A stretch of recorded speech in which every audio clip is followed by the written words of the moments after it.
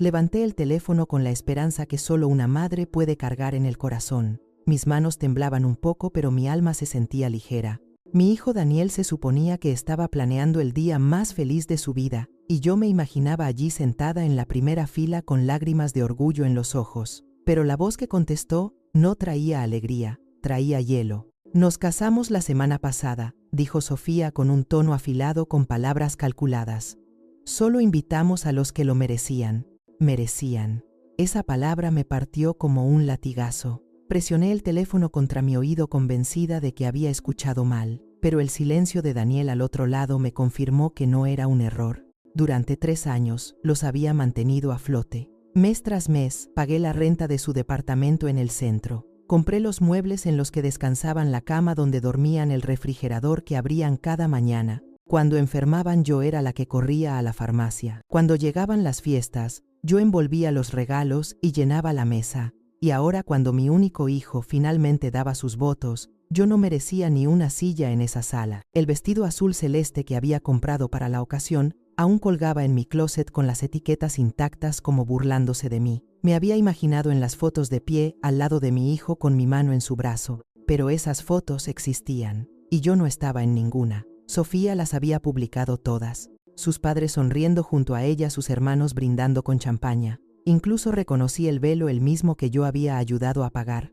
Un velo que solo pude ver a través del cristal de una pantalla. Dígame usted, si su propio hijo se casara y le dijera que no merecía estar allí, su corazón sobreviviría a semejante herida. Me hundí en la silla junto a mi mesa de cocina, la misma mesa donde había contado cada peso, estirado cada billete, convenciéndome de que mis sacrificios estaban construyendo un puente hacia una familia más fuerte, pero ese puente se había derrumbado en cenizas.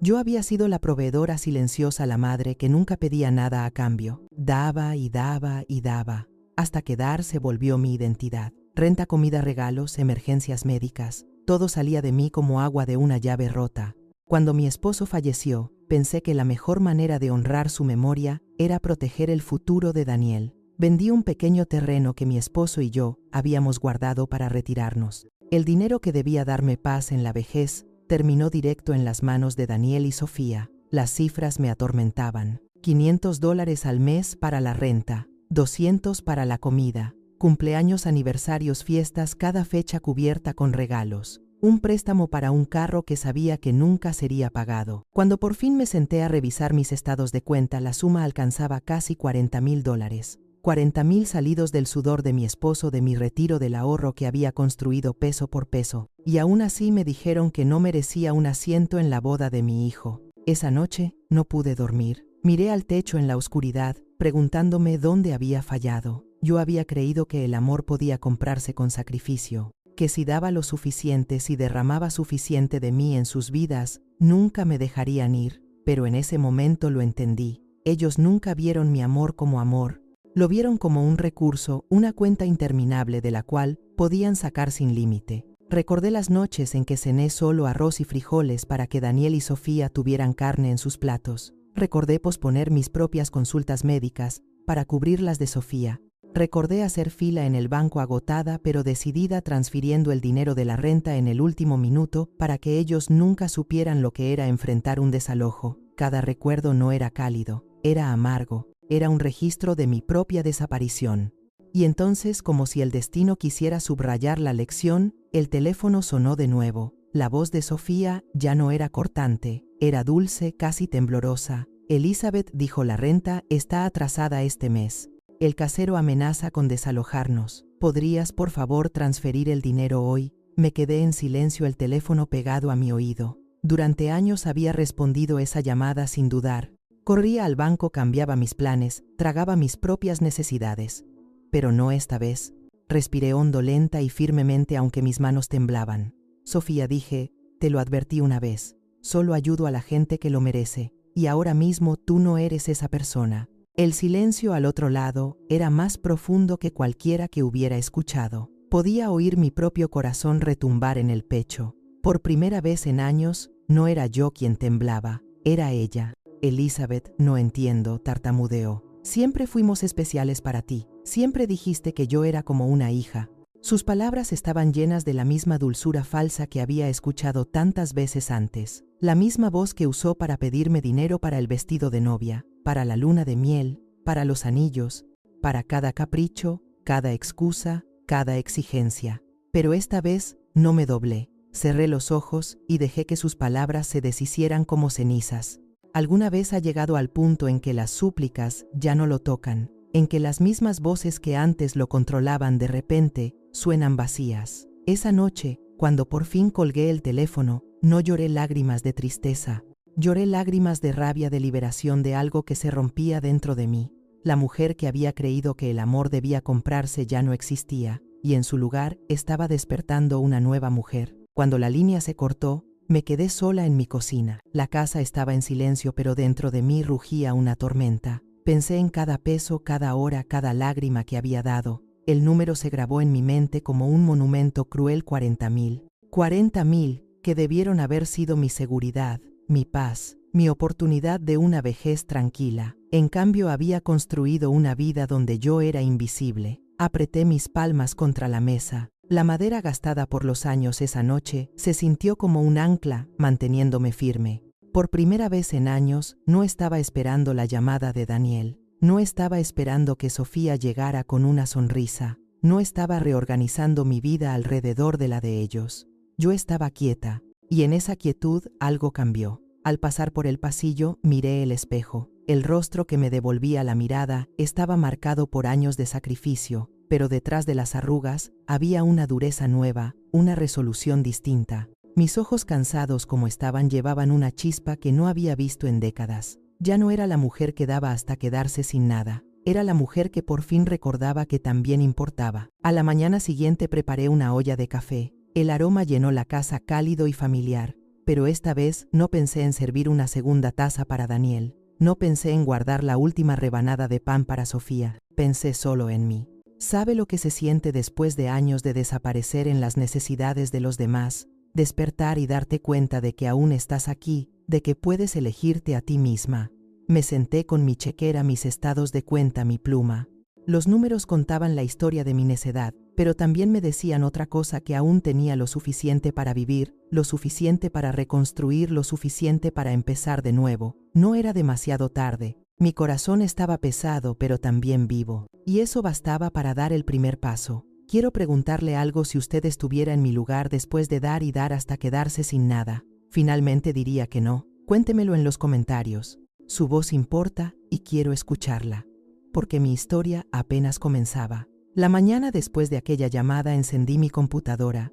No debía hacerlo, lo sabía, pero una parte de mí necesitaba pruebas, necesitaba ver lo que mi corazón ya intuía. Y allí estaban, las fotos de la boda: Sofía vestida de blanco radiante con una sonrisa amplia y triunfante, Daniel a su lado orgulloso con su brazo enlazado al de ella, a su alrededor rostros iluminados de risas, copas levantadas en celebración, sus padres, sus hermanos, sus amigos, todos menos yo. Foto tras foto desfilaron ante mis ojos. Yo había ayudado a pagar el vestido que llevaba, las flores que sostenía, los anillos que intercambiaron. Mi dinero estaba cosido en cada detalle, pero mi presencia había sido borrada como si nunca hubiera existido. Apoyé mi mano contra la pantalla, alcanzando tontamente el rostro de mi hijo, el niño que alguna vez arrullé hasta dormir, el que me susurraba: «Te quiero, mamá». Pero el hombre en esas fotos no me buscaba, ni siquiera notaba que yo faltaba. Un frío me recorrió el cuerpo.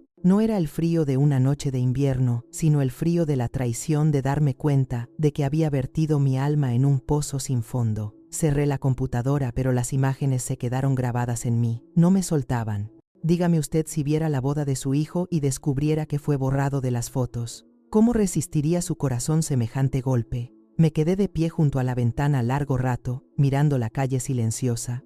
A lo lejos jugaban niños, sus risas llevadas por el viento. Y pensé: alguna vez la risa de mi hijo había sido la música de mi vida, pero ahora, incluso en su día más feliz, ya no había lugar para mí. Esa tarde abrí mi closet. El vestido azul celeste seguía colgado, envuelto en plástico intacto. Lo había comprado meses atrás, imaginando el orgullo que sentiría al usarlo en la boda de Daniel. Incluso había escogido zapatos a juego sencillos pero elegantes para no avergonzarlo frente a sus amigos. Ahora el vestido se burlaba de mí. No era más que un disfraz para una obra en la que nunca me dieron un papel. Pasé la mano por la tela suave y lisa, y por un instante casi escuché la voz de mi esposo ya fallecido.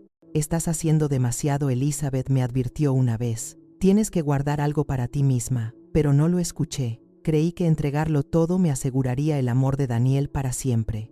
En cambio me volvió desechable. Me dejé caer en la orilla de la cama, los zapatos a mis pies, como dos testigos mudos de mi esperanza ingenua. Las lágrimas que vinieron no fueron suaves. Me desgarraron calientes y furiosas, corriendo por mis mejillas en oleadas que no podía detener. Lloré no solo por la boda de la que fui excluida, sino por cada momento en que excusé su frialdad, cada vez que callé mis propias necesidades, cada peso que entregué a cambio de migajas de afecto. Y mientras lloraba, algo más surgió en mí. No debilidad, no desesperanza, sino furia. Susurré en la habitación vacía: «No soy invisible, no soy inútil». El sonido de mi propia voz me sorprendió. Era firme, más fuerte de lo que esperaba, cargada de una convicción que no había escuchado en años. Me limpié la cara, y al volver a mirar el vestido ya no vi belleza. Vi cadenas. ¿Alguna vez ha descubierto que las cosas que creía que le darían felicidad eran en realidad las mismas que lo mantenían atrapado? Esa noche doblé el vestido, lo metí de nuevo en su bolsa y lo empujé al fondo del closet. No volvería a mirarlo. Las imágenes de la boda me perseguían, pero la furia ardía más fuerte, y de ese fuego empezó a tomar forma una decisión. Al día siguiente me obligué a salir. El aire estaba fresco, de ese que trae frío y promesa al mismo tiempo. Caminé por el parque al que solía llevar a Daniel cuando era niño. Todavía podía verlo corriendo adelante, su risa resonando entre los árboles, su mano pequeña buscándome la mía. Pero ahora ese recuerdo tenía un sabor amargo. Ese niño se había ido. En su lugar había un hombre capaz de casarse sin mí, capaz de mirarme a los ojos y permitir que su esposa dijera que yo no era digna. Me detuve en una banca y me senté, el cuerpo pesado de tristeza. El sonido de los niños jugando cerca era a la vez consuelo y crueldad. Alguna vez yo había estado en el centro de esa alegría. Ahora era solo una espectadora. El peso me oprimía hasta casi quebrarme. Pero entonces algo cambió. Tal vez fue la luz filtrándose entre las hojas o la brisa trayendo el olor de la tierra viva. Por primera vez entendí que mi historia no había terminado. Me habían borrado de su celebración, pero yo seguía aquí. Aún tenía aire en los pulmones, fuerza en las manos y una voluntad que no había sido destruida. Y en ese momento me hice una promesa. Ya no sería la mujer que daba hasta desaparecer. Ya no mendigaría migajas de amor. Ya no compraría un lugar en la vida de quienes me trataban como nada. Me elegiría a mí misma. Mi corazón seguía roto, sí, pero dentro de esa grieta había germinado una semilla de resolución, una semilla de cambio. Dígame si estuviera en mi lugar. ¿Seguiría perdonando o por fin diría, basta? Escríbalo en los comentarios. Quiero saber si usted también ha enfrentado esa elección, porque lo que vino después cambiaría todo. La luz de la mañana se filtraba por mis cortinas, delgada y pálida, como si hasta el sol dudara en tocarme. Me senté al borde de la cama con mi café enfriándose entre las manos y susurré en el silencio: «Hoy me elijo a mí». Las palabras se sentían extrañas en mi lengua, pero poderosas. Me vestí despacio, cada botón, cada paso deliberado, como si me pusiera una armadura. Mi bolso colgaba pesado en mi brazo, y con cada paso hacia el banco, mi corazón golpeaba contra las costillas. Las puertas de vidrio se deslizaron, su suave silbido saludándome como una advertencia. Dentro el aire olía a madera pulida y a papel recién impreso. El sonido tenue de teclados y murmullos se mezclaba en un zumbido constante. Había cruzado esas puertas incontables veces, siempre con urgencia, siempre con el miedo de que si tardaba Daniel y Sofía perderían su departamento o se quedarían sin comer. Pero hoy no estaba allí para salvarlos. Estaba allí para salvarme a mí misma. La señora Howard, la gerente de la sucursal, levantó la vista al acercarme. Su sonrisa era educada, ensayada. Me había visto tantas veces que me pregunté si reconocía el ritmo de mi vida en el patrón de mis transferencias. «Buenos días, señora Carter», dijo con calidez. «¿Qué puedo hacer por usted hoy?» «Otra transferencia». Inspiré hondo, mis dedos apretando la correa del bolso. «No, vengo a cancelarlas. Todas». Sus cejas se alzaron apenas. «Todas». «Sí», respondí. Mi voz tembló al principio, pero la afirmé. «Durante 3 años he enviado dinero como un reloj. Renta, comida, emergencias. Pero he comprendido algo. No estaba dando por amor. Estaba dando por miedo. miedo de que si paraba los perdería. Pero el miedo no es amor. Por primera vez, la máscara profesional de la señora Howard se resquebrajó, su mirada se suavizó y se inclinó hacia mí. No está sola, ¿sabe? He visto a muchos padres venir aquí vaciar sus ahorros por hijos que nunca dan las gracias. La generosidad debería ser un regalo, no una cadena. Sus palabras me golpearon como una verdad que siempre había sabido, pero nunca me atreví a decir. Cadenas. Eso era exactamente lo que había estado usando. Los papeles se deslizaron sobre su escritorio, mi nombre impreso al pie de cada página esperando mi firma. Tomé la pluma. Mi mano temblaba no de duda sino con el peso de la liberación. La primera firma se arrastró por la hoja como una cuchilla cortando años de silencio. En la segunda, mi mano se estabilizó. En la tercera, una calma extraña se extendió por mí. Con cada trazo de tinta, sentía el peso en mi pecho aflojarse, como si cadenas de hierro se rompieran una por una. Cuando dejé la pluma, la señora Howard reunió los formularios con un gesto silencioso. «Está hecho», dijo suavemente. «No saldrá más dinero de esta cuenta a menos que usted lo decida». Sus palabras resonaron en mi mente: «a menos que usted lo decida». Decisión. Una palabra que no había reclamado en demasiado tiempo. Salí del banco con los papeles doblados en mi bolso. El aire otoñal me mordía las mejillas frío y punzante, pero en lugar de encogerme lo recibí. Cada respiración era como libertad entrando en mis pulmones. De camino a casa, pasé por la pequeña cafetería que Daniel adoraba de niño. Pude verlo con 8 años sonriendo con chocolate en los labios pidiendo una galleta más. El recuerdo me golpeó con dulzura y dolor. En algún punto, ese niño había desaparecido reemplazado por un hombre que medía mi valor en dinero. Llegué a mi casa y me detuve frente a la puerta. La cerradura brillaba al sol, vieja y gastada, testigo silencioso de cada vez que los había dejado entrar sin preguntar. Saqué de mi bolso la caja con cerraduras nuevas que había comprado esa mañana. Al colocar las herramientas, mis manos temblaron otra vez, pero esta vez no era miedo, era determinación. Cada giro del desarmador raspaba fuerte contra el metal, resonando en el pasillo como una declaración.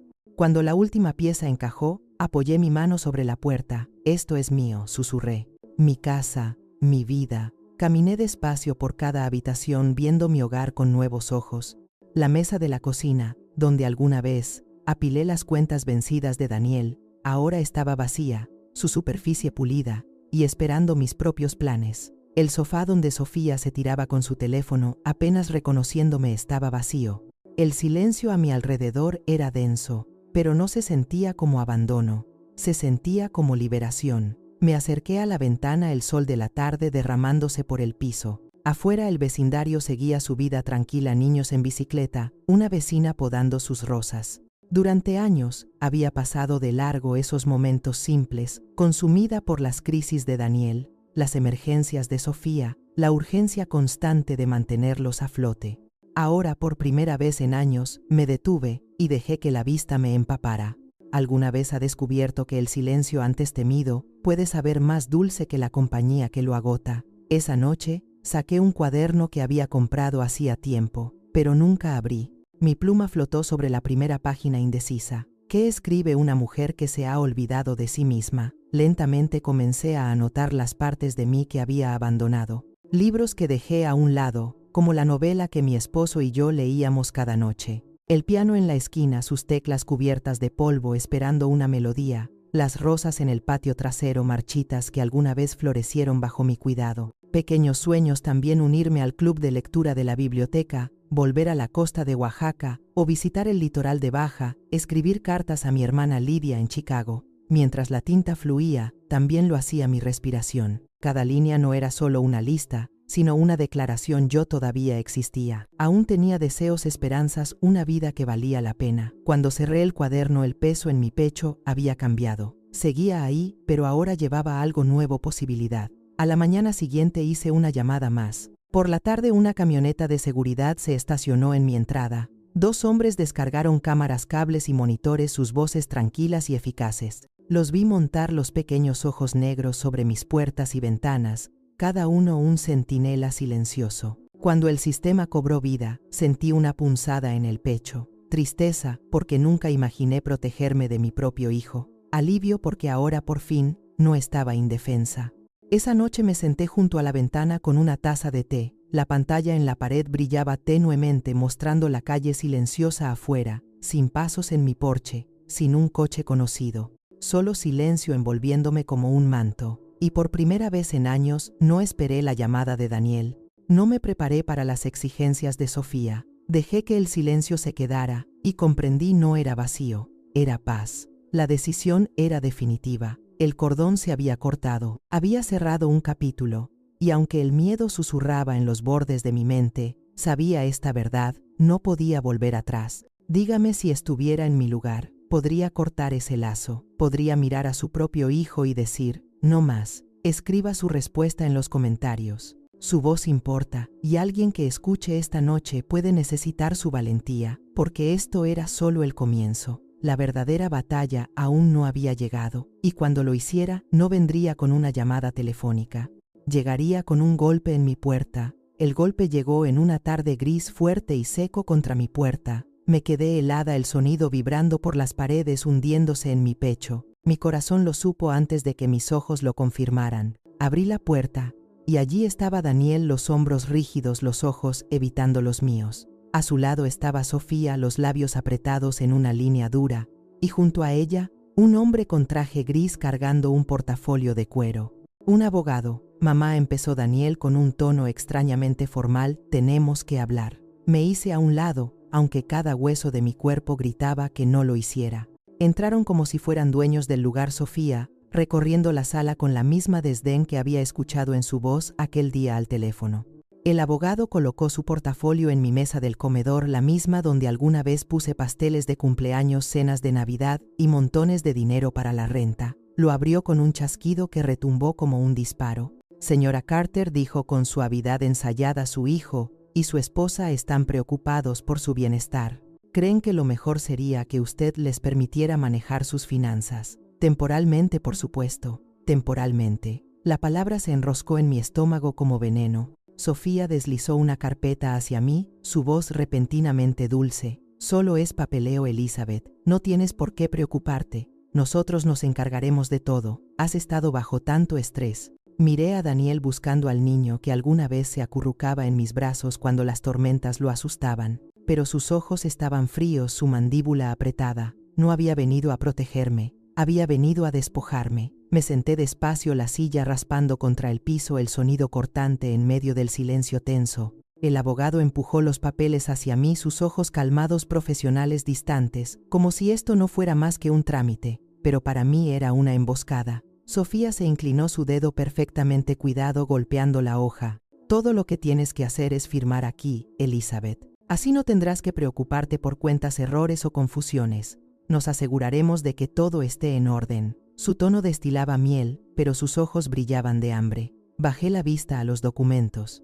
Los términos legales se mezclaban: poder notarial, tutela, administración financiera. Mi pulso rugía en mis oídos. Cada instinto gritaba que en cuanto mi nombre tocara esa línea perdería todo, no solo dinero, mi dignidad, mi libertad, mi propio ser. Empujé la carpeta de vuelta. No. Daniel se tensó la mandíbula apretada. Mamá, no lo hagas más difícil. Solo queremos ayudarte. Ayudarme. Mi voz cortó el aire como cuchillo. Robándome. Tratándome como a una niña que no sabe distinguir lo correcto de lo incorrecto. El abogado alzó una mano como quien calma una tormenta. Señora Carter, por favor. Su hijo y su esposa actúan por preocupación.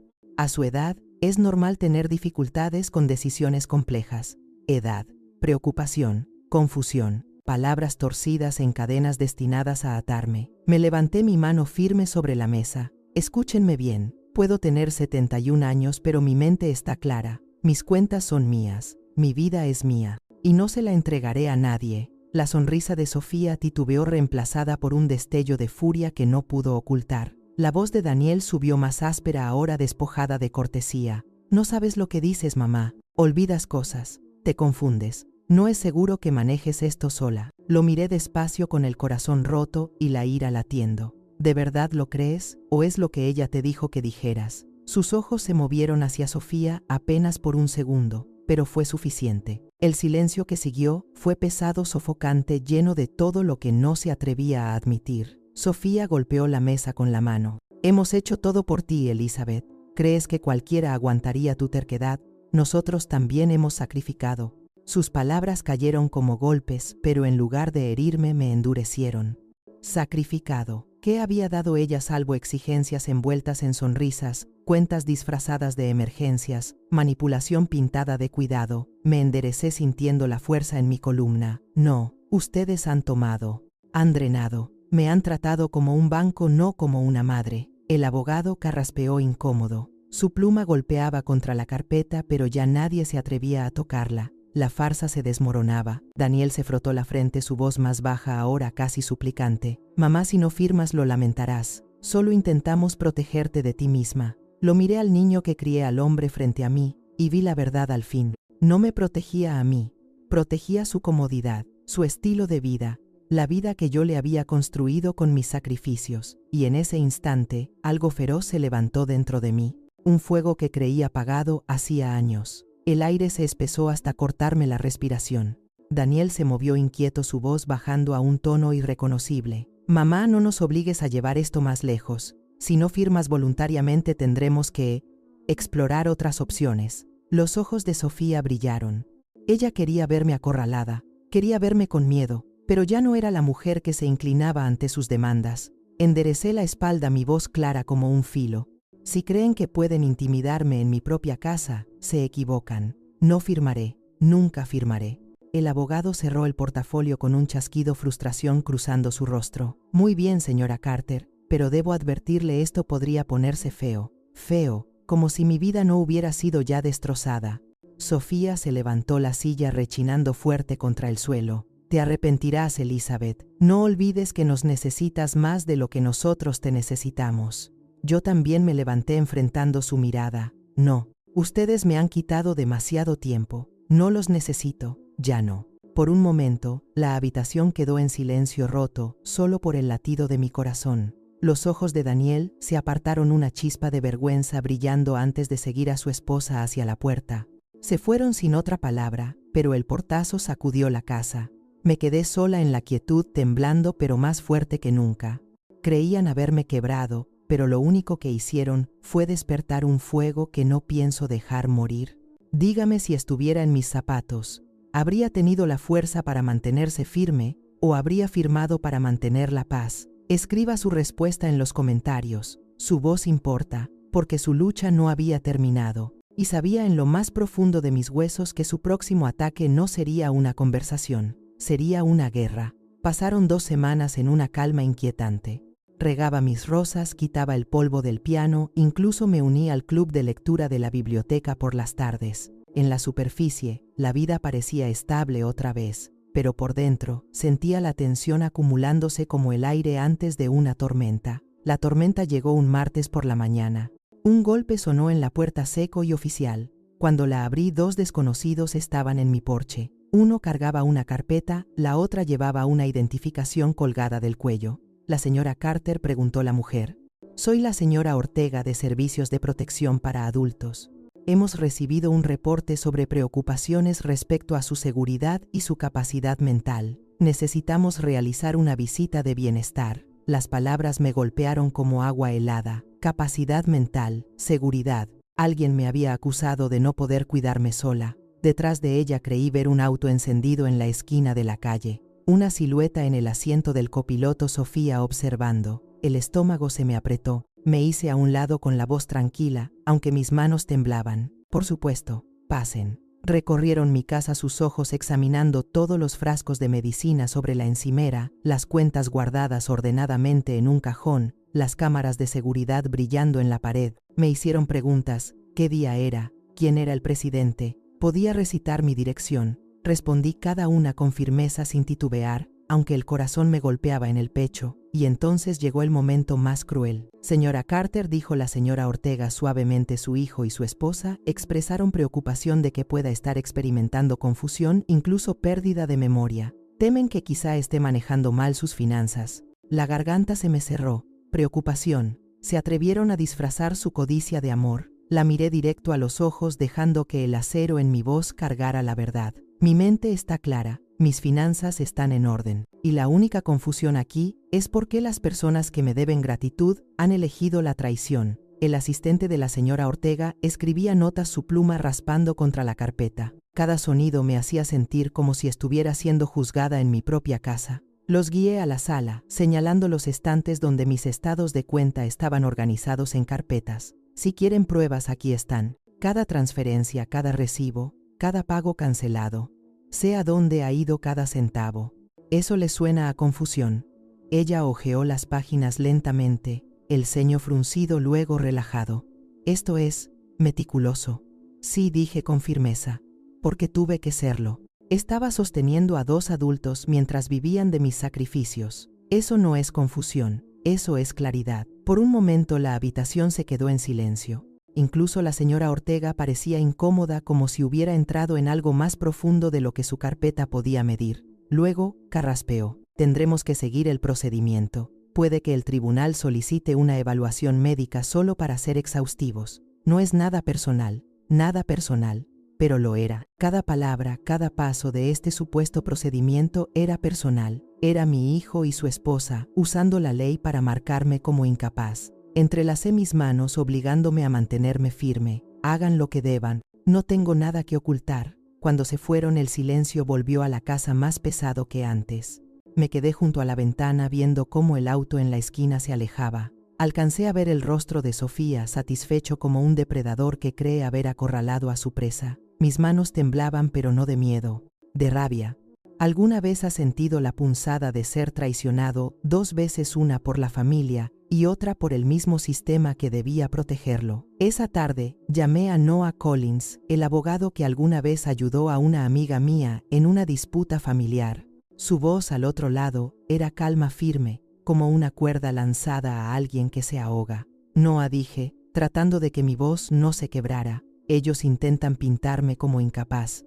Me denunciaron a Servicios de Protección para Adultos. Sé que esto es solo el comienzo. Él escuchó en silencio y luego habló con convicción. Elizabeth, lo que describes es abuso financiero a personas mayores.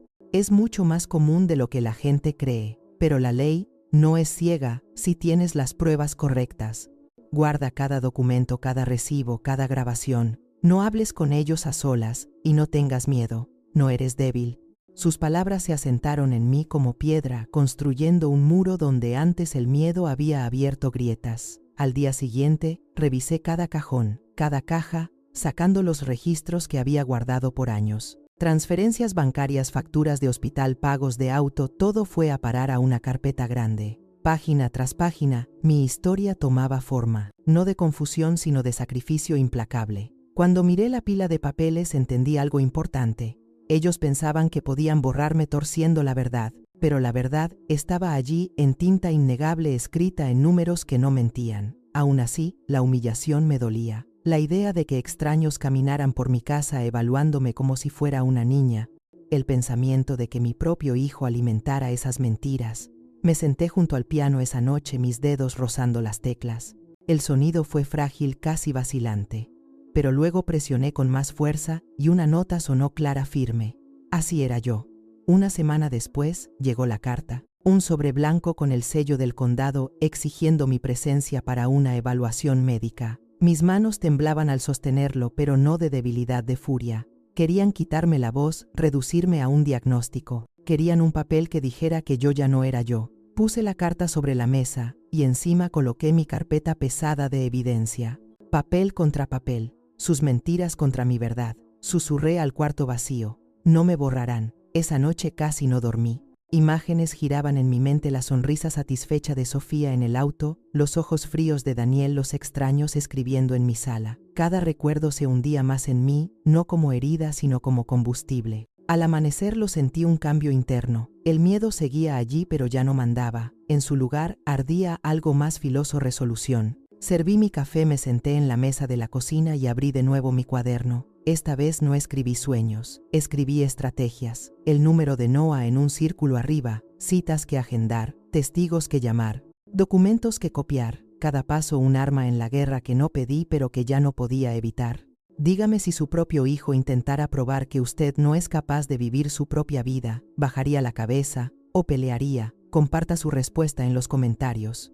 Alguien allá afuera puede necesitar su valentía esta noche, porque sabía que esto era apenas el comienzo. y el campo de batalla ya estaba cambiando de mi casa al tribunal. La carta del tribunal yacía sobre mi mesa como una amenaza, su sello oficial pesando sobre mí más que cualquier carga que hubiera llevado. Pero junto a ella estaba mi carpeta gruesa de documentos, recordándome en silencio que no estaba indefensa. A la mañana siguiente, me reuní con Noah en su oficina. Sus paredes estaban cubiertas de libros de derecho, sus lomos gastados por años de batallas. Escuchó mientras extendía los papeles sobre su escritorio, transferencias bancarias, recibos, cheques cancelados, facturas de hospital. Él los revisó con cuidado, el ceño fruncido y luego aliviado. Elizabeth dijo, esto es exactamente lo que necesitamos. Un registro claro, evidencia de que manejaste todo no por confusión sino con precisión, demuestra competencia. Sus palabras me afirmaron. Competencia, una palabra que ellos querían arrebatarme, pero Noah era meticuloso. Necesitaremos más que documentos, testigos de carácter, personas que puedan hablar de tu independencia, de tu claridad. Una evaluación médica, no la de ellos, sino la nuestra. Controlaremos la narrativa antes de que ellos la tuerzan más. La idea de sentarme en un consultorio, siendo examinada como una niña, me revolvía el estómago, pero asentí. Si eso se requiere. Esa semana agendé la cita.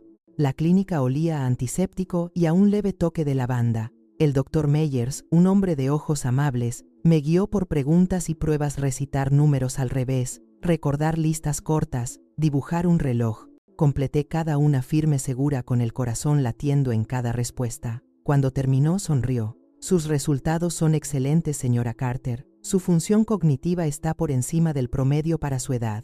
Usted está lúcida. No deje que nadie la convenza de lo contrario. Salí de la oficina con la evaluación firmada en la mano, el alivio inundándome. Era más que un papel, era un escudo. Al volver a casa coloqué la evaluación encima de mi carpeta, una nueva capa de armadura. Me quedé de pie un largo rato observando esa pila de papeles, la historia de mi vida contada no en recuerdos, sino en números y firmas. Querían pruebas, yo se las daría. Pero Noah tenía razón, necesitaría más que papeles. Necesitaba voces. Llamé a Eleanor Brooks, mi vecina desde hacía 15 años. Ella me había visto cultivar el jardín al amanecer, cargar mis compras sola, caminar a misa cada domingo. Cuando le conté lo que Daniel y Sofía intentaban hacer, su exclamación resonó al teléfono. Elizabeth, eso es indignante. Eres más lúcida que la mitad de la gente que conozco. Yo testificaré lo que necesites. Su promesa me reconfortó, pero también profundizó la herida. Debía ser mi hijo quien me defendiera, no mi vecina. Esa misma semana pasé por la farmacia. El doctor Patel, el farmacéutico, levantó la vista al verme entrar. Su sonrisa se desvaneció cuando le expliqué. Sofía me pidió hace meses que firmara un formulario sobre sus medicamentos, confesó en voz baja. Insinuó que usted se confundía, que mezclaba las recetas. Firmé sin pensarlo, pero lo lamento.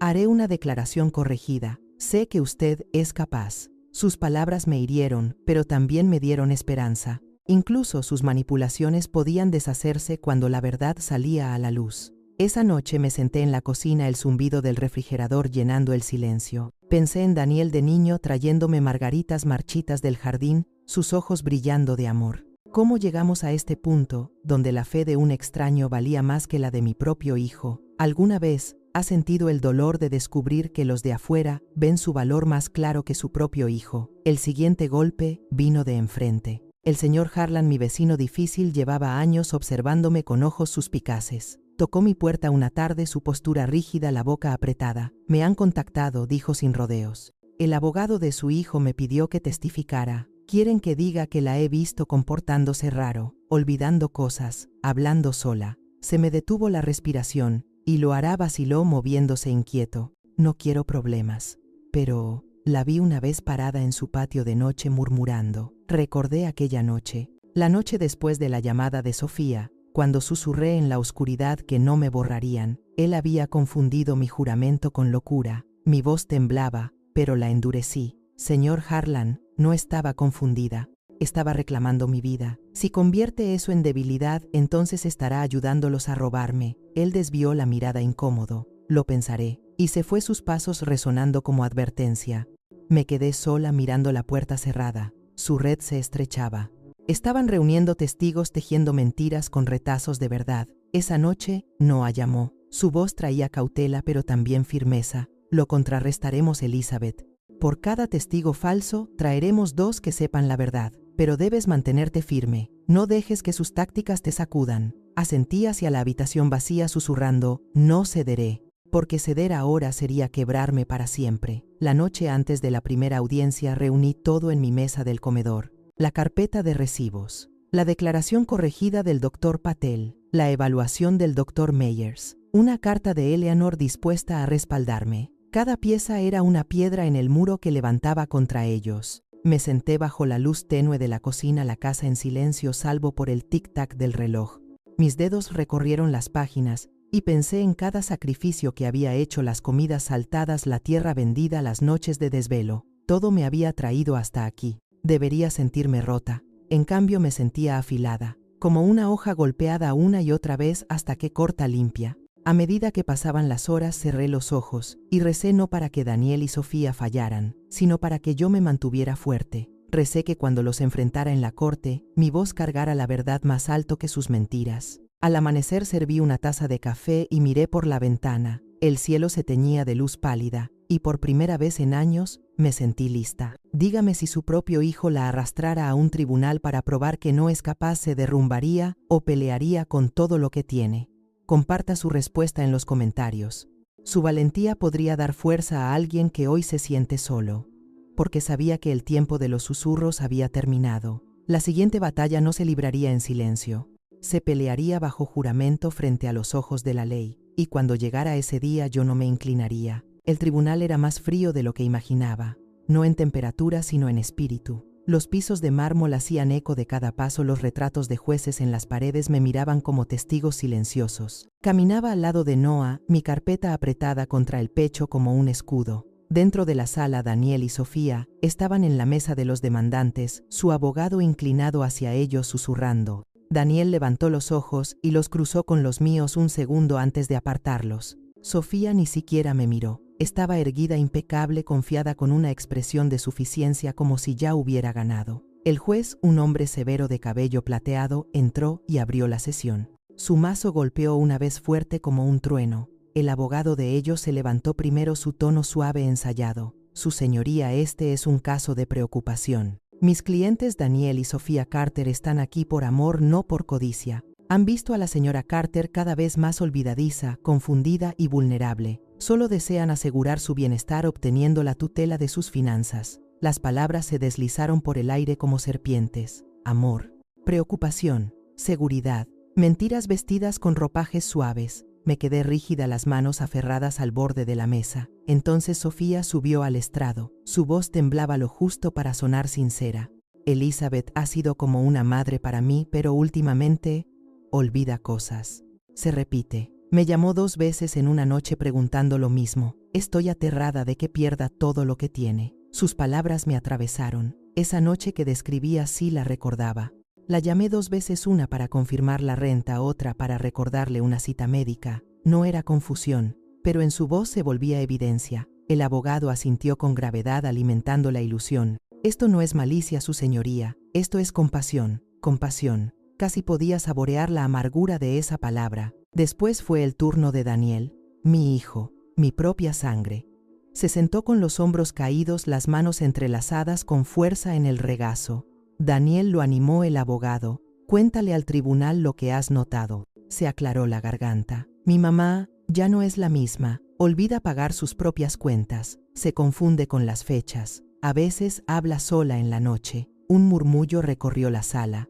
Cerré los puños bajo la mesa, las uñas clavándose en mis palmas. Hablar sola, sí, había susurrado en la oscuridad, pero no por confusión, sino por rebeldía. Olvidar cuentas. Las únicas que había manejado en años eran las suyas y las de Sofía. Aún así, su voz sonaba firme, convincente, ensayada. Cada frase era otra piedra puesta sobre mi pecho. Después llamaron al señor Harlan. Mi vecino entró al estrado nervioso, los ojos inquietos. Yo la he visto afuera de noche. Parecía perdida, como si no supiera dónde estaba. El abogado asintió solemne. Gracias, señor Harlan. Sin más preguntas. Sentí el peso de la sala inclinándose contra mí, las mentiras amontonándose, amenazando con sepultarme. Noah se inclinó murmurando. Mantente firme. Lo desarmaremos. Cuando llegó nuestro turno, Noah se irguió, su voz calmada pero cortante. Su señoría, la preocupación es loable, pero preocupación sin verdad es manipulación. Revisemos los hechos, me indicó al estrado. Mis rodillas temblaban, pero avancé carpeta en mano. Todas las miradas se posaron en mí, unas con lástima, otras con duda, algunas ya convencidas. Coloqué la carpeta frente a mí y miré al juez. El silencio se extendió un instante. Luego respiré hondo y comencé. Abrí la carpeta, sus páginas crujientes bajo mis dedos temblorosos. Su señoría, empecé con voz firme, pese a la tormenta interior durante 3 años, administré no solo mi vida, sino la de ellos. Pagué su renta, sus cuentas médicas, incluso su auto. Cada recibo, cada transferencia está aquí. ¿Esto le parece confusión? El juez se inclinó mientras Noah entregaba copias de los estados. La sala cayó en silencio roto solo por el roce del papel. Continué cada palabra afilándose con convicción. Me llaman olvidadiza, pero la verdad es que recordé todo por ellos. Me llaman confundida, pero la verdad es que llevé la cuenta de cada dólar que los mantuvo a flote. Noah llamó al doctor Patel. Él se ajustó los lentes nervioso ante el juez. Hace meses, Sofía me pidió firmar un formulario insinuando que Elizabeth se equivocaba con sus medicinas. Firmé sin comprobar. Fue un error. He revisado sus registros y siempre ha sido precisa. Maneja sus medicamentos perfectamente. Un murmullo recorrió la sala. La mandíbula de Sofía se tensó, sus ojos chispeando. Después, subió Eleanor. He vivido junto a Elizabeth 15 años. La veo todos los días cuidando su jardín, leyendo, caminando a misa. Es lúcida, independiente y más generosa que la mayoría de la gente que conozco. Si alguien está confundido aquí, son quienes piensan que no puede cuidarse sola. Sus palabras me envolvieron como una manta cálida y firme. Por primera vez sentí la balanza inclinándose a mi favor. Noah presentó entonces la evaluación médica independiente del Dr. Meyers. Su conclusión: la función cognitiva de la señora Carter está por encima del promedio para su edad. No hay evidencia de deterioro. Un murmullo más fuerte recorrió la sala. Crucé la mirada con Sofía. Su seguridad se resquebrajaba, su máscara cayéndose. El juez dejó los papeles a un lado, su expresión impenetrable. Por un momento la sala contuvo el aliento. Luego miró al abogado de ellos. ¿Tiene alguna respuesta a esta evidencia? El abogado se levantó, el rostro tenso. Su señoría, las pruebas de memoria pueden engañar. Una sola evaluación. El juez lo interrumpió levantando la mano. Ya escuché suficiente. Su voz retumbó como trueno. Este tribunal no está aquí para premiar manipulación disfrazada de preocupación. Sentí que el aire regresaba a mis pulmones. Sofía se aferró al brazo de Daniel, sus uñas hundiéndose en su manga. Su compostura perfecta se quebró, sus susurros siseando a través de la sala. Me prometiste que esto funcionaría. El rostro de Daniel estaba pálido, sus ojos incapaces de mirarme. El juez continuó, su mirada firme. La señora Carter ha presentado registros financieros claros, testigos creíbles y una evaluación profesional. Las afirmaciones de confusión no están sustentadas por evidencia. Hasta mi fallo final, la petición de tutela queda denegada. El mazo golpeó una vez como un latido de justicia. Exhalé despacio, el alivio inundándome. Por primera vez en meses, me sentí vista no como débil, no como confundida, sino como yo misma. Aún así sabía que la batalla no había terminado. Los ojos de Sofía me atravesaban, prometiendo venganza sin palabras. Dígame si usted estuviera en mi lugar, acusado, traicionado, casi despojado de su vida, ¿habría encontrado la fuerza para luchar? Comparta su respuesta en los comentarios. Su historia puede ayudar a que otra alma se mantenga firme. Porque aunque había ganado esta ronda, la guerra no había terminado. El golpe final, el verdadero juicio, aún estaba por venir. La segunda audiencia llegó más rápido de lo que esperaba. Mi carpeta se había vuelto más pesada con nuevas declaraciones juradas, pero mi corazón estaba más ligero. Esta vez no entraba en lo desconocido, entraba a un campo de batalla preparada. La sala se llenó del murmullo bajo de las voces. Daniel se sentaba rígido al lado de Sofía, que le susurraba con furia al oído. Su abogado barajaba papeles, la confianza disminuida pero no extinguida. Al otro lado Noah posó una mano firme sobre mi hombro. Recuerda, susurró, la verdad está de nuestro lado. El juez entró, su mazo golpeando una vez. El silencio cubrió la sala. Procedan, ordenó. El abogado de ellos se levantó, pero sus palabras ya no tenían la misma certeza. Repitió acusaciones de confusión, de olvido, de preocupación por mi bienestar, pero cada frase sonaba más débil, como tela estirada demasiado. Entonces llegó nuestro turno. Noah se erguió su voz clara e inquebrantable. Su señoría mi clienta ya ha demostrado su competencia con registros testigos y una evaluación médica. Hoy presentamos más evidencia de manipulación. Colocó una pequeña grabadora sobre la mesa. Mi estómago se contrajo cuando la cinta comenzó a reproducirse. La voz de Sofía llenó la sala dura y descuidada grabada durante aquella llamada cena de reconciliación. Contábamos con su dinero para cubrir el contrato. Sin eso nos estamos ahogando. Un murmullo de asombro recorrió la sala. El rostro de Sofía se quedó sin color, los labios entreabiertos en shock. Daniel bajó la mirada, la vergüenza tiñéndole las mejillas. Me quedé muy quieta, el corazón martilleando. Ya no era solo mi palabra contra la de ellos, eran sus propias voces condenándolos. El juez golpeó su mazo 2 veces. Orden tronó su voz llenando el recinto. El silencio volvió a caer pesado y sofocante. Sofía se aferró al brazo de Daniel, los ojos moviéndose con desesperación. Esa grabación está sacada de contexto, balbuceó la voz temblorosa. Pero Noah ya estaba listo. Contexto, su señoría. El contexto es claro, dependencia financiera disfrazada de lealtad familiar. No se preocupaban por la seguridad de Elizabeth, se preocupaban por perder su dinero. El juez giró la mirada hacia Daniel. Señor Carter, ¿niega usted estas palabras? Daniel abrió la boca, luego la cerró otra vez. Su garganta se movía como si la verdad se le hubiera atorado. Finalmente murmuró, yo no lo recuerdo. Mentiras. Mentiras débiles cayendo planas frente al eco de la voz grabada de Sofía. Noah avanzó firme. Su señoría mi clienta ha soportado no solo explotación financiera, sino también abuso emocional.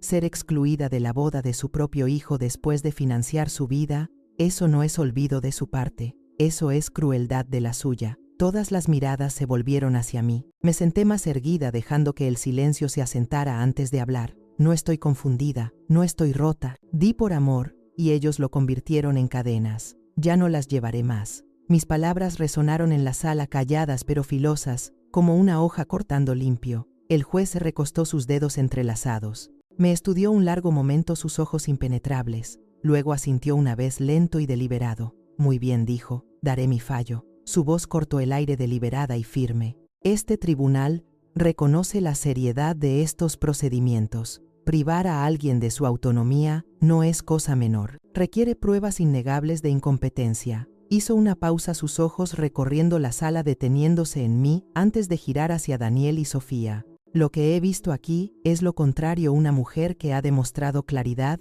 responsabilidad y previsión. La señora Carter ha entregado registros financieros, evaluaciones médicas y testigos creíbles. Estas no son acciones de una mente confundida, son acciones de una mente capaz. Un temblor recorrió mi cuerpo, aunque mantuve el rostro sereno. El juez continuó, más cortante ahora. Lo que preocupa a este tribunal no es la capacidad de la señora Carter, sino la conducta de quienes dicen actuar en su mejor interés. Manipulación, explotación, intentos de usar la ley para beneficio propio. Sofía se removió en su asiento, el rostro pálido, los dedos entrelazándose nerviosos. Daniel mantenía los ojos fijos en la mesa, la mandíbula apretada. Noah estaba a mi lado, el mentón erguido, aunque sentía la tensión irradiar de él. Estábamos tan cerca, pero hasta que el mazo golpeara, nada era seguro. El juez tomó sus papeles. Por lo tanto, es decisión de este tribunal. Contuve el aliento. Cada músculo de mi cuerpo se tensó esperando las palabras que decidirían si seguía libre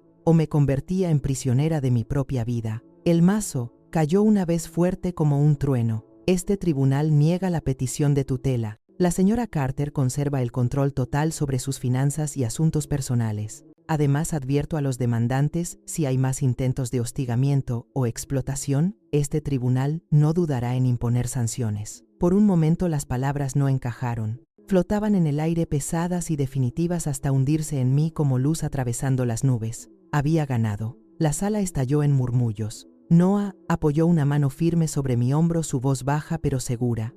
Lo lograste, Elizabeth. Te mantuviste firme. Volví la mirada hacia Daniel. Mi hijo estaba desplomado, la vergüenza marcada en su rostro. Sofía, en cambio, ardía de furia silenciosa, los ojos entornados, los labios apretados. Me miró como prometiendo que esto no había terminado. Me levanté despacio, las piernas temblando, pero lo bastante fuertes para sostenerme. Durante meses me arrastraron por mentiras, humillada, acusada de débil, y aún así estaba allí reivindicada.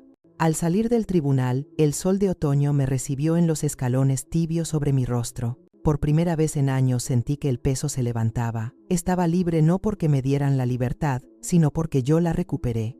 Dígame si lo despojaran con mentiras frente al mundo, ¿habría encontrado la fuerza para luchar hasta el final? Comparta su respuesta en los comentarios. Su historia puede ser la luz que otra persona necesita esta noche, porque aunque la corte había hablado, las cicatrices de la traición seguían profundas. La ley me había dado justicia, pero mi corazón aún debía enfrentar la pérdida del niño al que alguna vez llamé hijo. Y así comenzó la parte más difícil, no la lucha en la corte, sino la lucha por reconstruir mi vida.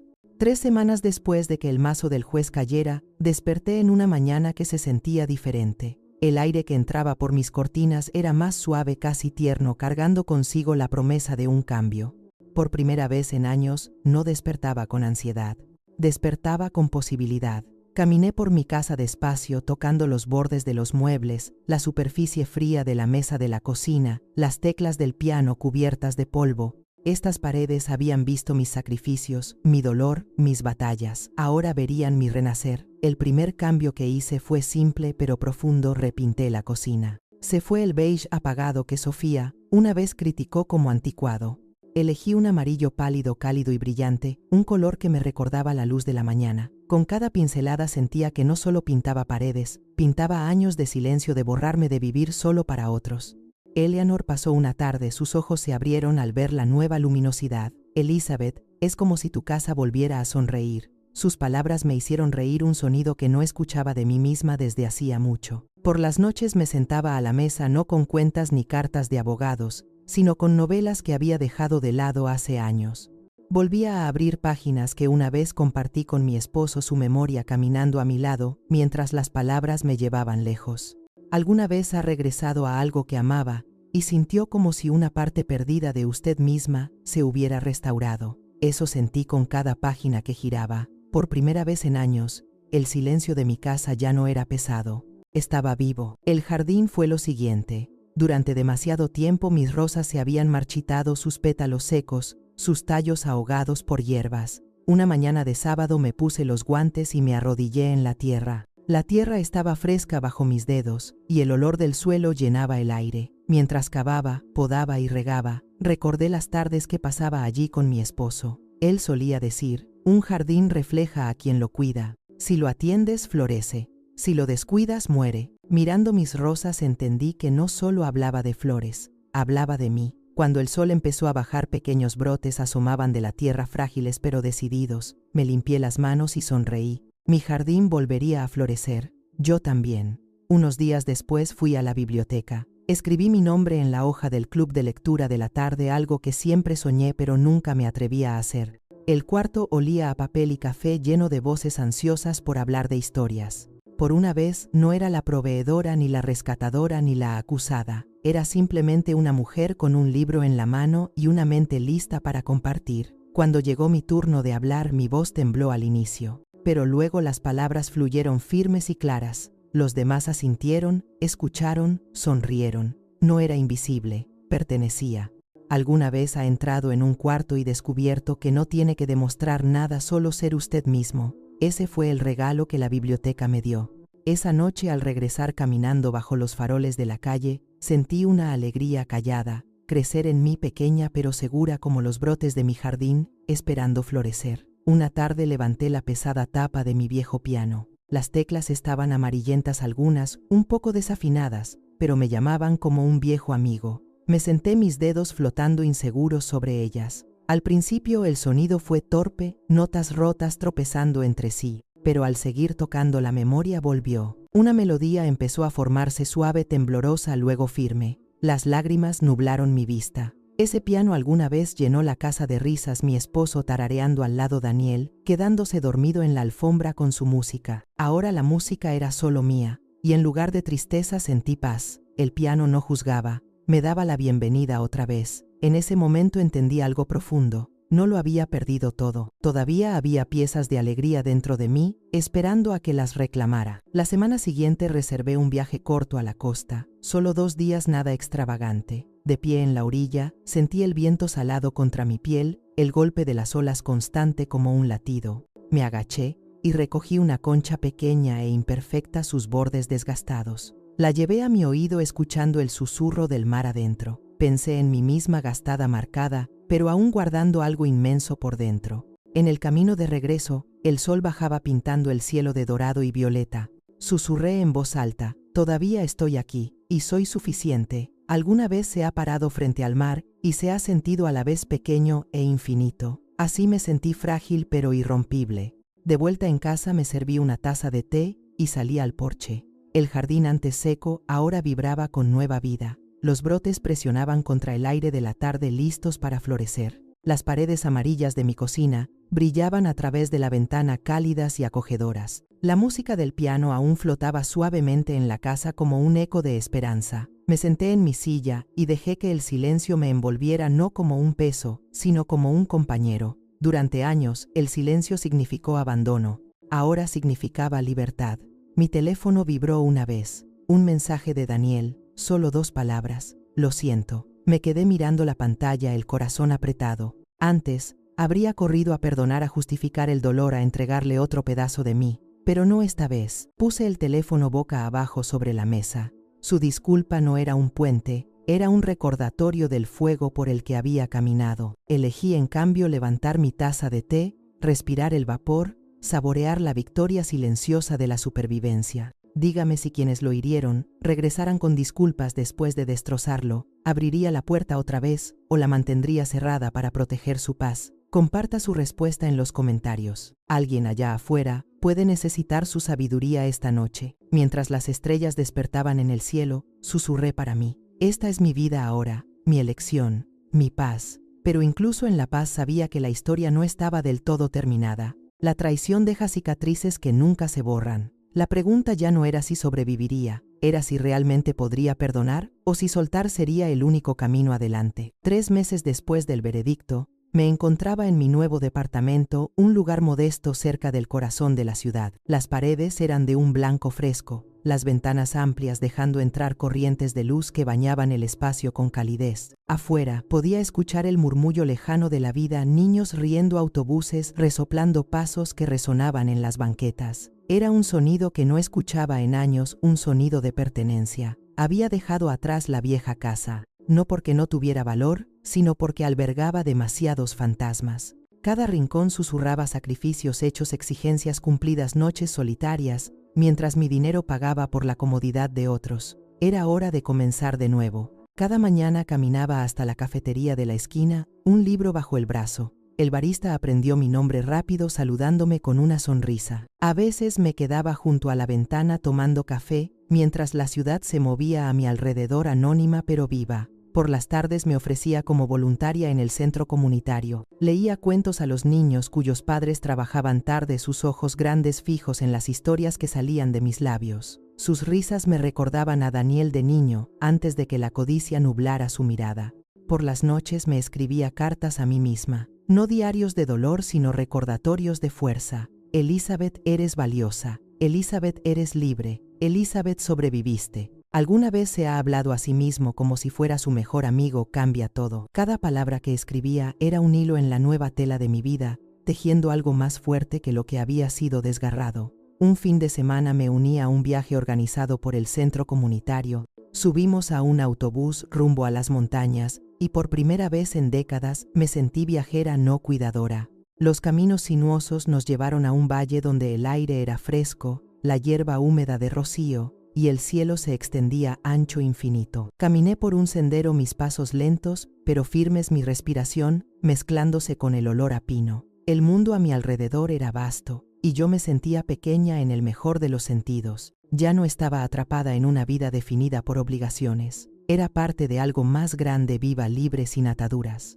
Esa noche nos reunimos alrededor de una fogata. Las llamas crepitaban, chispas subiendo hacia el cielo estrellado. Una mujer a mi lado se volvió y me preguntó en voz baja: ¿por qué viniste a este viaje? Dudé un instante y respondí con honestidad: porque por fin tuve la oportunidad, porque durante demasiado tiempo mi vida fue financiar a otros y olvidé cómo vivir para mí misma. Ella asintió, sus ojos brillando a la luz del fuego. Entonces, este es tu comienzo. Sus palabras se asentaron en mí, cálidas y seguras. Un comienzo, eso era exactamente. En el camino de regreso miré el horizonte pintado de dorado por el atardecer. Pensé en el pasado no con ira sino con claridad. Mi historia estaba marcada por la traición, pero esas cicatrices no me habían destruido. Me habían tallado en alguien nuevo. Alguna vez ha mirado sus cicatrices y comprendido que no son signos de debilidad, sino de supervivencia. Eso llevaba conmigo esa noche de regreso. De vuelta en la ciudad, empecé a construir nuevos rituales. Los domingos caminaba al mercado local con mi canasta en mano, llenándola de pan fresco, manzanas y flores. Cada compra era un regalo para mí, algo que antes rara vez me permitía.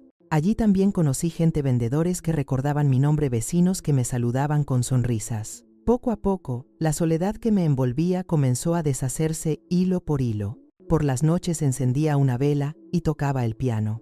Mis dedos se movían con más confianza ahora, cada nota llevándome más lejos de las sombras del pasado. La música llenaba el departamento no como un ruido de fondo, sino como una declaración. Estaba viva. A veces ya tarde salía al balcón. Las luces de la ciudad brillaban abajo un mar de ventanas iluminadas contra la oscuridad. Pensaba en Daniel entonces, mi hijo, mi único hijo. Su ausencia aún dolía, un vacío que ningún fallo judicial podía borrar. Pero también sabía esta verdad: había sobrevivido sin su aprobación y podía seguir haciéndolo. El perdón flotaba en los bordes de mi mente, incierto, frágil. Estaba lista, aún no. Tal vez nunca, pero dejar las cadenas atrás no requería perdón, requería elegir la paz. Y la paz era lo que finalmente estaba aprendiendo a sostener.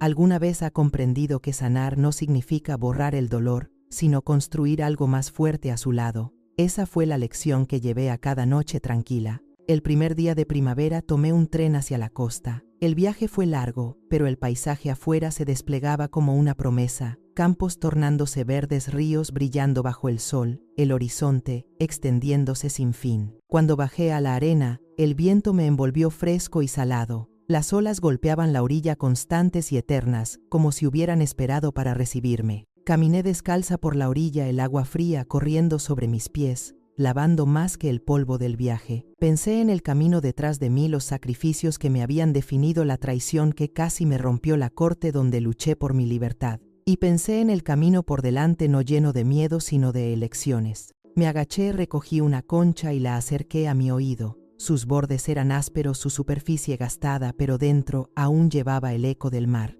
Sonreí porque lo entendí. Yo también cargaba ecos de dolor, pero también cargaba el sonido de la supervivencia.